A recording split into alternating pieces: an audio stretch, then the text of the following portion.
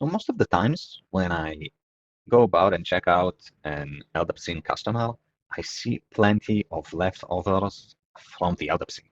The problem is that the LDAP-sync has some quirks because in CUCM, when a user is deleted from LDAP, it then eventually getting deleted from the CUCM.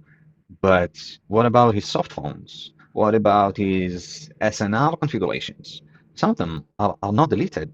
So what good is the user's soft phone if no one can use it, right? So the associations are deleted, but it's still garbage because you have the phone consuming licenses, you have the directory number, you have the DID, right, which is not being released. And in Unity Connection, it's even worse because eventually the user just becomes a local user. It's not deleted at all. And then you have a voicemail for a user that is long gone from the company.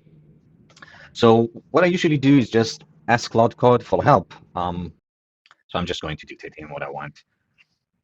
Hey, Claude, for our Meridian customer, I saw some users in Unity Connection which seemed to me like they had Active Directory type of user ID in terms of syntax, but they were local users. And I also want you to check CUCM soft phones that are not controlled by an end user. And maybe let's try to cross-reference those and figure out if they belong or belonged to the same users.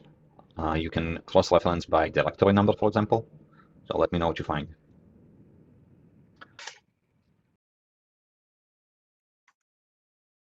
All right, so he found a bunch of users in Unity Connection, which he also thinks they look like AD account names, but they're not tied to LDAP. All right, and then he also says in the CUCM, we actually have 46 soft phone devices that are provisioned for these same 23 people, right? And he actually sees it by the device description, right? And each of these users has 2 soft phones. None of them has and is not a controlled device by itself and has no owner user ID.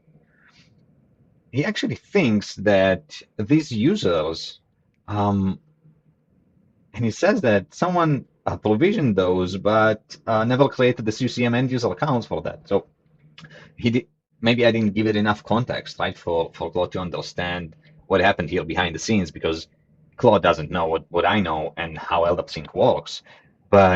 And what I would do now is just continue working on it and ask him to give me a full list and check some other things. But we have correlation between soft phones with no users and voicemails without users. So this is exactly what we would expect to find. And it took him a couple of minutes to find all of these entities. So that's fantastic. Thanks, Claude.